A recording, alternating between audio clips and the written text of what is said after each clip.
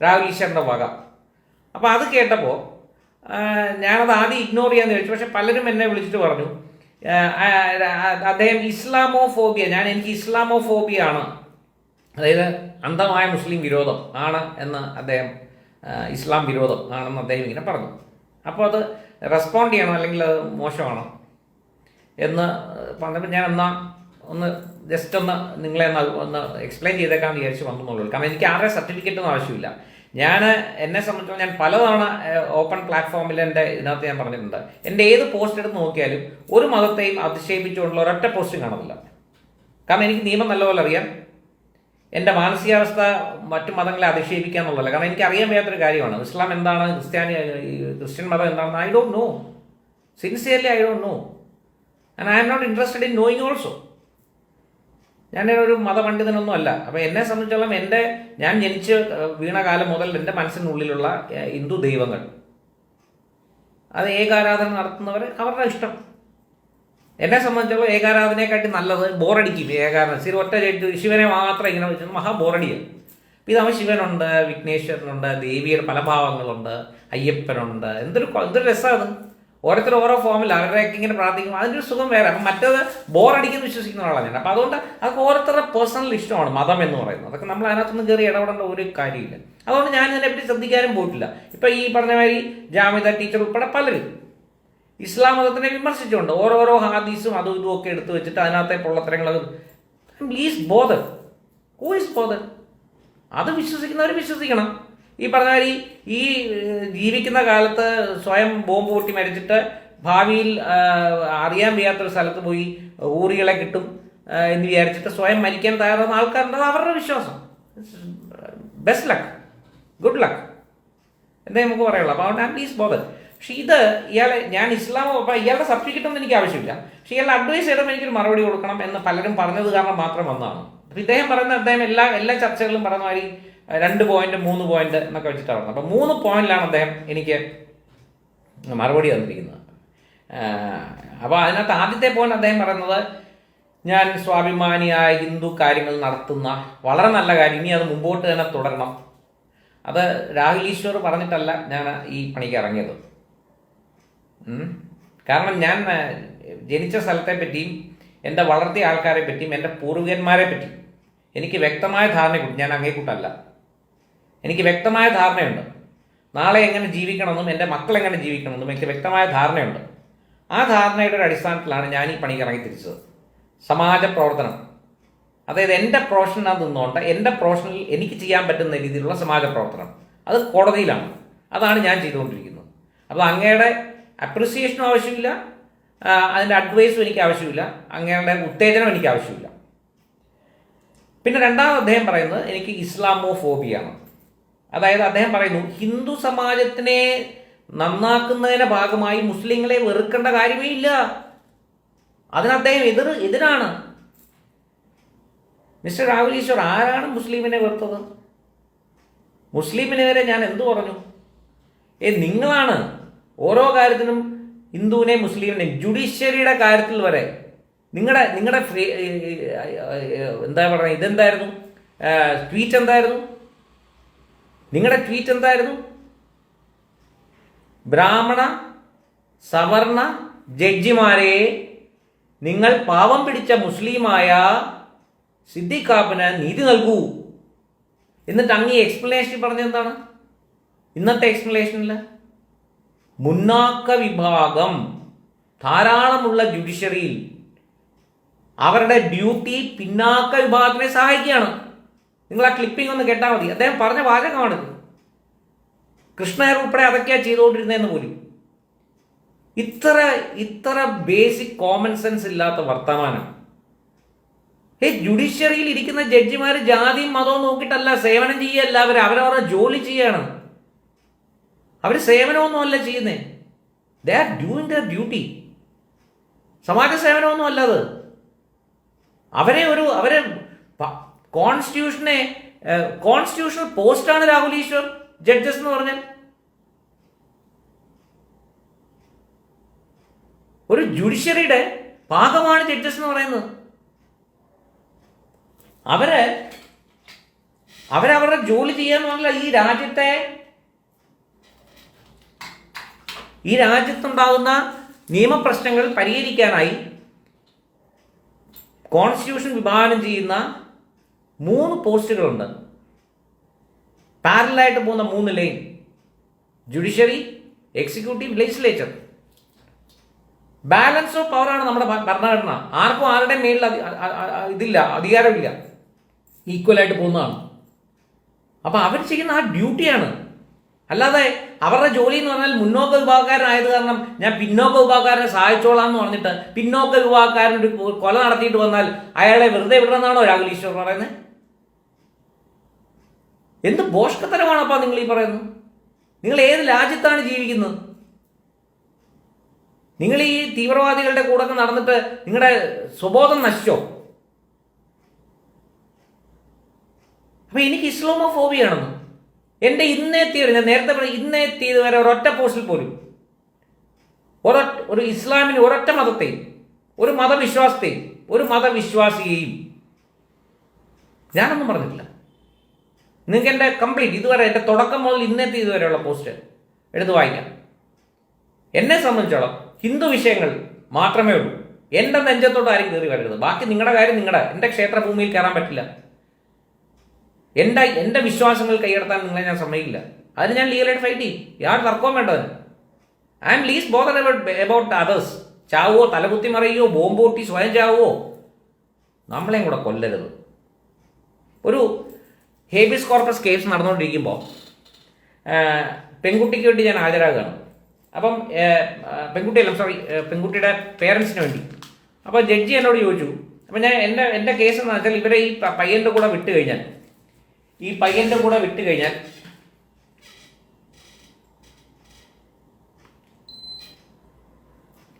ഒരു minute, sorry, ഈ പയ്യൻ്റെ കൂടെ വിട്ട് കഴിഞ്ഞാൽ സിറിയയിലൊക്കെ പോകാൻ, കാരണം ആ സമയത്ത് സിറിയയിലൊക്കെ ഇവരൊക്കെ പൊയ്ക്കൊണ്ടിരിക്കുന്ന സമയമാണ്. അപ്പോൾ സിറിയയിലൊക്കെ പോകാൻ സാധ്യതയുണ്ട്. അപ്പോൾ അതുകൊണ്ട് വിടാൻ പാടില്ല. അപ്പോൾ എൻ്റെ അടുത്ത് ജഡ്ജി ചോദിച്ചു, how can you prevent a person from going to Syria, prevent the major person from going to Syria? It's legally permitted. How can this court prevent? I mean, no, you cannot prevent. You cannot prevent any person from going to Syria or any other country. Any citizen has got a fundamental right to travel anywhere. But likewise, you cannot also prevent him from coming back. അവൻ അവിടെ ബോംബിടാൻ പഠിച്ചിട്ട് ഇങ്ങോട്ട് വരുന്നെങ്കിൽ, ഞാൻ എൻ്റെ language മലയാളത്തിലാക്കിയിട്ട് പറഞ്ഞു, bomb പൊട്ടിയാൽ അങ്ങ് ഞാനും മരിക്കും. അതിന് മതമൊന്നുമില്ല. ബോംബ് പൊട്ടിയാൽ അങ്ങ് ഞാനും മരിക്കും. അപ്പൊ ബോംബ് പൊട്ടാനായിട്ട് അവിടെ പോവാതിരിക്കാൻ ശ്രമിക്കുക എന്നാണ് ഇവിടെ ചെയ്യേണ്ടത്. അവന്റെ ഫണ്ടമെന്റൽ റൈറ്റ് അല്ല, എന്റെയും ഫണ്ടമെന്റൽ റൈറ്റാണ് ചാവാതെ ജീവിക്കണം എന്നുള്ളത്. അപ്പോ നമ്മളെ സംബന്ധിച്ചുള്ള ഇതൊരു വിഷയമേ അല്ല. നമ്മളെ ഉപദ്രവിക്കരുത്. That's all, simple. As a Hindu I got a right live as Christians and Muslims do. അതിനപ്പുറത്തേക്ക് വേറെന്താ ഉള്ളത്? സോ അതുകൊണ്ട് ഞാൻ ഇന്നത്തെ വരെ ഒരാളെ പറ്റി പറഞ്ഞില്ല. പക്ഷെ തീവ്രവാദത്തിനെതിരാണ്. തീവ്രവാദിയെ തീവ്രവാദി എന്ന് തന്നെ വിളിക്കും, ജിഹാദിയെ ജിഹാദി എന്ന് തന്നെ വിളിക്കും. ലവ് ജിഹാദ് ഉണ്ടെന്ന് 1000 തവണ എടുത്തു പറയും. നാർക്കോട്ടിക് ജിഹാദ് ഉണ്ടെന്ന് 1000 തവണ പറയും. അത് ജിഹാദ് നടത്തുവാൻ മാത്രം ബുദ്ധിമുട്ടിയാൽ മതി. സാധാരണ ഇസ്ലാമിന് ഒരു പ്രശ്നമില്ല. ആയിരക്കണക്കിന് ആൾക്കാരെ സാധാരണ ഭഗവാനെ പ്രാർത്ഥിച്ച് നിസ്കരിച്ച് വീട്ടിൽ പോയി ജീവിക്കുന്നുണ്ട്, അന്തസ്സായി ജോലി ചെയ്ത്. മനസ്സിലായില്ലേ? രാഹുൽ ഈശ്വർ എന്ന് മനസ്സിലാകാത്ത എന്താണെന്നറിയോ? രാഹുൽ ഈശ്വർ ഇതൊക്കെ ഇസ്ലാമോഫോബിയായിട്ട് തോന്നുന്നതിന്റെ കാരണം എന്ന് വെച്ചാൽ അങ്ങ് SDPI ഡയറക്റ്റായിട്ട് ബന്ധമുണ്ട്. നാട്ടിൽ മുഴുവൻ പാട്ടാണ് രാഹുൽ ഈശ്വർ. അങ്ങ് ആന്റി CA സമയത്ത് SDPIയുടെ ഒരു ഫംഗ്ഷൻ അവിടെ പോയി പങ്കെടുക്കാൻ അവിടെ സ്റ്റേജിൽ കയറി ഇരുന്നിട്ട് അവിടെ നിന്ന് ഇറക്കി വിട്ടെന്ന്. നാട്ടിൽ മുഴുവൻ പാട്ടാണ്. സത്യമാണോ എന്ന് എനിക്കറിയില്ല. നാട്ടിൽ മുഴുവൻ പാട്ടാണ് സഹോദര. എന്തിനാണ് ഈ നാണം കെടാൻ പോകുന്നത്? അതുകൊണ്ടാണ് ഞാൻ പറഞ്ഞത്, നിങ്ങൾ ഇസ്ലാം ആയി കഴിഞ്ഞാൽ അവരെ സ്റ്റേജ് കയറ്റി ഇരുത്തും നിങ്ങളെ. ഇന്ന് എനിക്കൊരു സ്ക്രീൻഷോട്ടിൽ ആരത്തൊന്നും അങ്ങ് ബാംഗ്ലൂരിൽ പോയി ഇസ്ലാം ആയി കഴിഞ്ഞു അവർ പേരും ഒക്കെ ഇട്ട് തന്നു. എനിക്കറിയില്ല. അങ്ങനെയാണെങ്കിൽ അന്തസ്സായിട്ട് പറയണം ഞാൻ ഇസ്ലാം ആണ്. എന്തിനാണ് ഈ കപട ഭാവം കാണിക്കുന്നത്? എന്നിട്ട് ബാക്കിയുള്ളവർ അഡ്വൈസ് ചെയ്യാൻ വരുന്നു, എന്നിട്ട് എനിക്ക് ഇസ്ലാമോഫോബിയ എന്ന് പറയുന്നു. നിങ്ങൾ എന്തുദ്ദേശത്തിലാണ് എനിക്ക് ഇസ്ലാമോഫോബിയാണെന്ന് പറഞ്ഞത്? ഞാൻ ഏത് ഇസ്ലാമിനെ അഗേൻസ്റ്റാണ് സംസാരിച്ചത്? തീവ്രവാദിക്കെതിരെ സംസാരിക്കുന്നത്, ജിഹാദിനെതിരെ സംസാരിക്കുന്നത്, ഇന്ത്യയിൽ കലാപം ഉണ്ടാക്കാൻ ശ്രമിക്കുന്ന സെത്തിക്കാപ്പിനെതിരെ സംസാരിക്കുന്നത് ഇസ്ലാമോഫോബിയുടെ ഭാഗമാണോ? അങ്ങനെയാണെങ്കിൽ അങ്ങനെ ഇരുന്നോട്ടെ. തീവ്രവാദിക്കും ജിഹാദിക്കും ഇന്ത്യക്കെതിരെ സംസാരിക്കുന്നവനെതിരെ കേസ് കൊടുക്കുന്നതും അതിനെതിരെ സോഷ്യൽ മീഡിയയിൽ റിയാക്ട് ചെയ്യുന്നതും അവനെ തീവ്രവാദി ജിഹാദി എന്ന് വിളിക്കുന്നത് ഇസ്ലാമോഫോബി ആണെങ്കിൽ ഐ ആം എ പ്രൗഡ് ഇസ്ലാമോഫോബിസ്റ്റ്. എനിക്ക് ഇസ്ലാമോഫോബി ആണ്. അതാണ് ഇസ്ലാമോഫോബിക്ക് രാഹുൽ ഈശ്വർ ഉദ്ദേശിച്ചെങ്കിൽ. ജിഹാദിക്കും തീവ്രവാദിക്കൊന്നും കൂടുതലൂത്താൻ രാഹുൽ ഈശ്വറിനെ കുറിച്ച് മറ്റാരെയും പ്രതീക്ഷിക്കണ്ട. നിങ്ങളുടെ ജനിസല്ല എൻ്റേത്. I am sorry. I am not the person what you think. അഡ്വൈസൊക്കെ കൈവച്ചാൽ മതി. ഇസ്ലാമോഫോബിയാണ് പോലും. ഇന്ന് ഇസ്ലാമോഫോബി ആകാതെ തന്നെ സമാജ പ്രവർത്തനം നടത്താൻ രാഹുൽ ഈശ്വറിന്റെ വക അഡ്വൈസ് കൈവച്ചാൽ മതി. എനിക്ക് ഒരുപാട് കാര്യങ്ങൾ രാഹുൽ ഈശ്വറിനെ പറ്റി പറയാൻ അറിയാം. പറയാത്ത എൻ്റെ മാന്യത. ഞാൻ അങ്ങ് മോശമാണെന്നൊന്നും ഞാൻ എൻ്റെ ഫേസ്ബുക്ക് പേജിൽ പറഞ്ഞില്ല. അങ്ങ് പറഞ്ഞത് തെറ്റാണെന്ന് ഞാൻ പറഞ്ഞുള്ളൂ. അതുകൊണ്ട് അങ്ങനെയാണ് ഞാൻ അപേക്ഷിച്ചു, അങ്ങ് ദയവ് ചെയ്ത് ഇവിടെ കിടന്ന് നാറ്റിക്കാതെ, ആ തന്ത്രി കുടുംബത്തിനെ നാറ്റിക്കാതെ. ഇന്നെത്തിയതുവരെ അങ്ങേക്ക് തന്നെ അറിയാം, അങ്ങയുടെ അച്ഛൻ വേറെ അമ്മ വേളി കഴിച്ച് വേറെ കുടുംബത്തിലേക്ക് പോയതാണ്.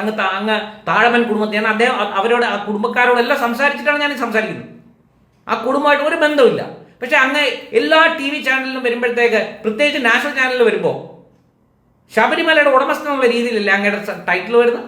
ഇന്നെത്തിയവരെ അങ്ങേ അത് അല്ല എന്ന് പറയാൻ തയ്യാറായിട്ടുണ്ടോ?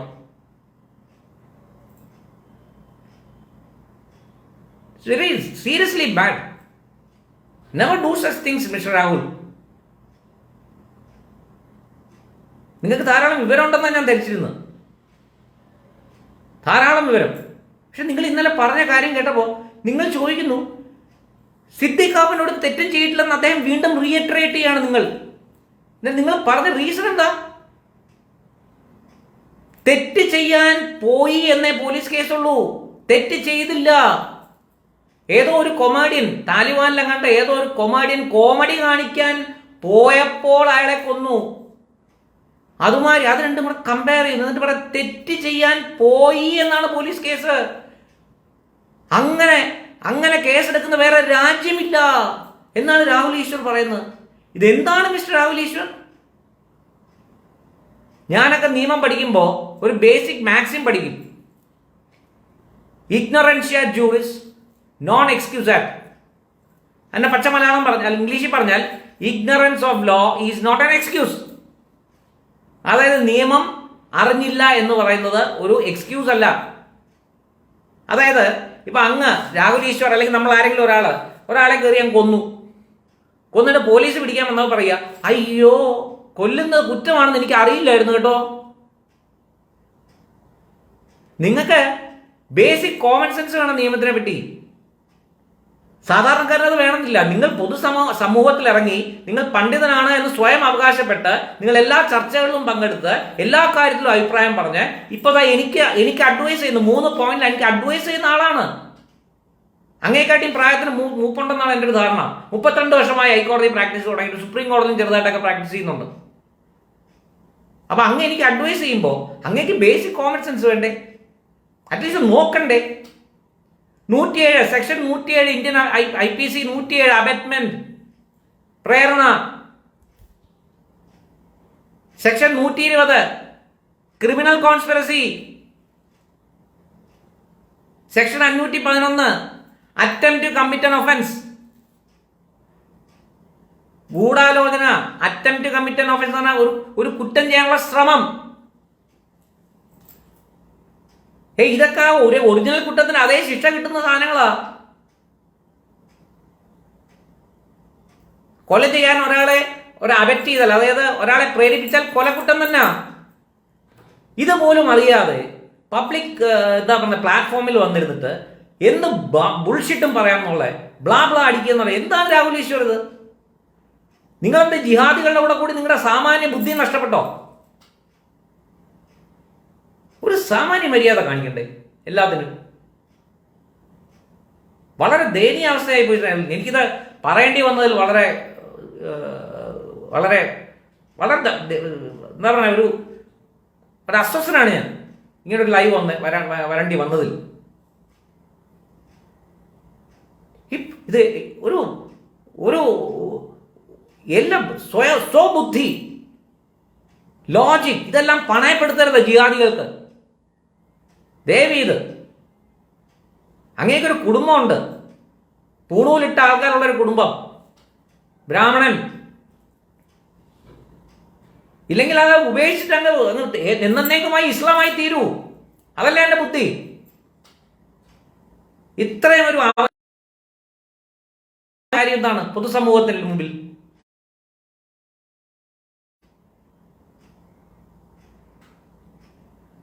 അപ്പോ വളരെ നന്ദി എല്ലാവർക്കും. ഞാനിതൊന്ന് എക്സ്പ്ലെയിൻ ചെയ്യണം. എന്നെ സംബന്ധിച്ചോളം ഇസ്ലാമോഫോബിസ്റ്റ് എന്നോ തീവ്രവാദി ഹിന്ദു എന്നോ എന്ത് വിളിച്ചാൽ I M least bother. Because എനിക്ക് ക്ലാരിറ്റി ഉണ്ട് ഞാൻ എന്താ ചെയ്യുന്നതെന്നുള്ളത്. ഞാൻ നിയമത്തിൻ്റെ 4 അതിർവരമ്പിനുള്ളിൽ നിന്നുകൊണ്ടാണ് എല്ലാ കാര്യങ്ങളും ചെയ്യുന്നത്. ഇതല്ല ഇത് ഭേദിച്ചൊരിടത്തും പോയിട്ടുമില്ല. എൻ്റെ സംസാരത്തിലും ഇല്ലീഗലായിട്ട് ഒരു കാര്യം വരില്ല. എനിക്ക് 100% ഞാൻ കാരണം എനിക്ക് ക്ലാരിറ്റി, എൻ്റെ ചിന്താഗതി, എൻ്റെ തോട്ട് പ്രോസസ്സിൻ്റെ ക്ലാരിറ്റി ഉണ്ട്. I know what I am doing. So I don't require anybody's certificate ഒക്കെ എല്ലാം മടക്കി പണത്ത് വെച്ചാൽ മതി. എനിക്ക് ഒരുത്തന്നെ സർട്ടിഫിക്കറ്റ് ആവശ്യമില്ല. എനിക്കറിയാം ഞാൻ എന്താ ചെയ്യുന്നതെന്നുള്ളത്, എനിക്കറിയാം ഞാൻ എവിടെ എത്തേണ്ടതെന്നുള്ളത്. സമാജ പ്രവർത്തനത്തിനകത്തിൽ ഒരു കോംപ്രമൈസും ഇല്ല. പലതവണ ഞാനത് പറഞ്ഞിട്ടുള്ളതാണ്. അത് രാഹുൽ ഈശ്വർ ആണെങ്കിലും ആരാണെങ്കിലും. അപ്പം അതുകൊണ്ട് ഇങ്ങനൊരു ഇത് പറഞ്ഞു കഴിഞ്ഞപ്പോൾ അദ്ദേഹം പറയുന്നത് ഈ ഇസ്ലാമോഫോബിയ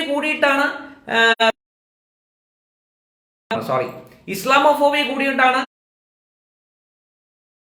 ഞാൻ ഡാൻസ് ജിഹാദിനെ പറ്റി പറഞ്ഞു. മിസ്റ്റർ രാഹുൽ ഈശ്വർ, ഞാൻ ഡാൻസ് ജിഹാദ് എന്നൊരു വാക്ക് ഉപയോഗിച്ചിട്ടില്ല. സൂക്ഷിച്ചാൽ ദുഃഖിക്കണ്ട. ഇപ്പൊ പാലായിലെ അച്ഛൻ പറഞ്ഞ മാതിരി സൂക്ഷിച്ചാൽ ദുഃഖിക്കണ്ടെന്ന് ഞാൻ പറഞ്ഞുള്ളൂ. ഞാൻ അഡ്രസ് ചെയ്ത് ആരെയാ? ജാനകി ഉമ്മാന്ന് അച്ഛനോടും അമ്മയോടും. അയാൾക്ക് വേണമെങ്കിൽ സ്വീകരിക്കാൻ, വേണ്ട. സൂക്ഷിച്ചാൽ ദുഃഖിക്കണ്ട, സൂക്ഷിച്ചോണേ എന്ന് അഡ്വൈസും കൊടുത്തില്ല. It was only A statement. ആ 2 ഡാൻസ് കളിച്ച കുട്ടികളുടെയും മതം പബ്ലിക് ഡൊമൈനിലുള്ളതാണ്. എന്തോ വിനു റസാഖ് എന്താണ്ടോ ഒരു റസാഖോ മുഹമ്മദോ ജാനകി ഓംകുമാറും 2 പേരുടെയും പേര് പറഞ്ഞു. അവർ ഡാൻസ് ചെയ്യുന്നു എന്ന് പറഞ്ഞു. സൂക്ഷിച്ചാൽ ദുഃഖിക്കേണ്ട. എന്തോ ഒരു വന്തികേട് എനിക്ക് തോന്നി. വന്തികേട് തോന്നി ഞാൻ പറഞ്ഞു. അത് ശശികല ടീച്ചർ പോലും തള്ളിക്കളഞ്ഞു. ശശികല ടീച്ചർ തള്ളുന്ന എനിക്കെന്താ വാദന്നേ?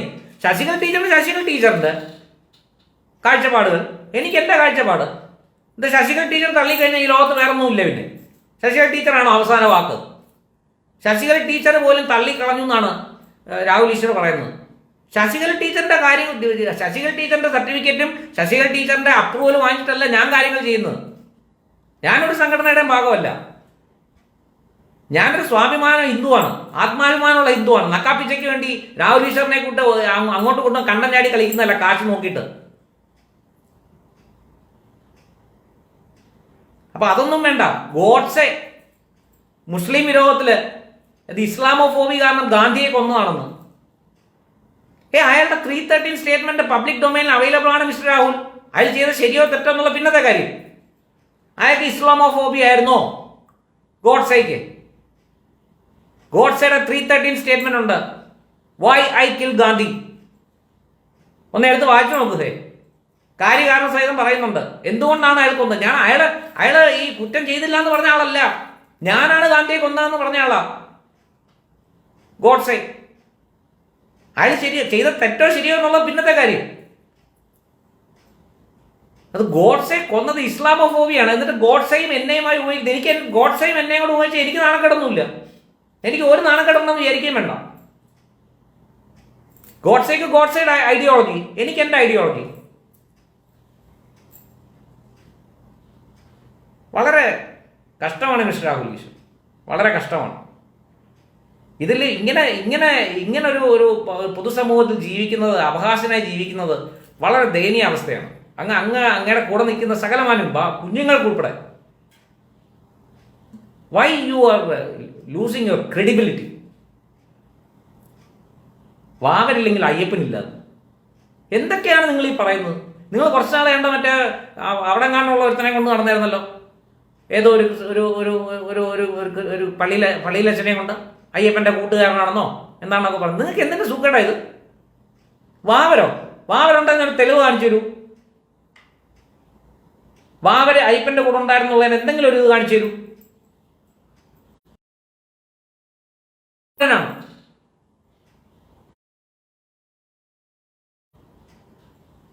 തട്ടിപ്പ് പരിപാടി ഇറണ്ട. വാവരില്ലെങ്കിൽ അയ്യപ്പനില്ല പോലും. ഒരു ഇസ്ലാമിനെ കാണിച്ചു തരൂ നിങ്ങളുടെ ഈ ലൈൻ ഫോളോ ചെയ്യുന്ന ആ എരുമേലി പള്ളിയിലുള്ള ഒറ്റ ഒരാളോ, എരുമേലി പള്ളിയിലെ ജമാഅത്തിലെ അംഗങ്ങളെ ഒരൊറ്റ ആൾ ശബരിമലയെ കെട്ടി പോകാറുണ്ടോ? ചുണയുണ്ടെങ്കിൽ ആരെങ്കിലും ഒരാളെ കൊണ്ട് പറ കെട്ടിച്ചൊന്ന് കാണിക്കേ. ആ എരുമേലി പള്ളിയിൽ ഇരുന്നുകൊണ്ട് രാഹുൽ ഈശ്വറിന്റെ നേതൃത്വത്തിൽ നിങ്ങൾ വലിയ മതേതരത്തിന്റെ ആളാണല്ലോ. നിങ്ങൾ ചുണയുണ്ടെങ്കിൽ ഞാൻ വെല്ലുവിളിക്കുന്നു രാഹുൽ ഈശ്വറിനെ. ആ ജമാഅത്തിലെ എരുമേലി മുസ്ലിം ജമാഅത്തിലെ അംഗങ്ങളെ മൊത്തം അവിടുന്ന് കെട്ടിച്ചോണ്ട് ശബരിമലയൊക്കെ നടത്താൻ നിങ്ങൾക്ക് തയ്യാറുണ്ടോ? ഞാൻ വെല്ലുവിളിക്കും രാഹുൽ ഈശ്വറിനെ. മതേതരത്വം കൊണ്ട് അറിഞ്ഞിരിക്കുന്നു. തട്ടിപ്പ് ഏർപ്പാട്. അയ്യപ്പനില്ലെങ്കിൽ വാവരില്ലെങ്കിൽ അയ്യപ്പനില്ലെന്നോ? അയ്യപ്പനെ പറ്റി നിങ്ങൾ എന്താ വരച്ചത്?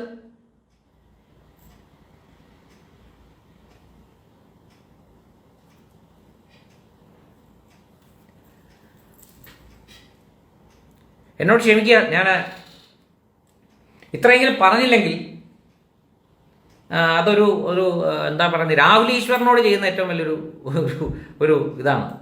വളരെ ദയനീയ അവസ്ഥയിലുള്ള ഒരു മനുഷ്യൻ ഇത് കേട്ടിട്ടെങ്കിലും അയാൾക്ക് എന്തെങ്കിലും തോന്നുന്നെങ്കിൽ. ഇപ്പം എൻ്റെ അടുത്ത് എന്തായാലും ഒരുപാട് പേര്, 10-20 പേര് ഓൾറെഡി പിന്നെ വക്കാലത്ത് ഫയൽ ചെയ്യണം, കേസ് ഫയൽ ചെയ്യണം, എന്നാ വരണ്ടേന്ന് ചോദിച്ചു വന്നിട്ടുണ്ട്. എല്ലാം സുപ്രീം കോടതിയിലാണ് ഫയൽ ചെയ്യേണ്ടത്.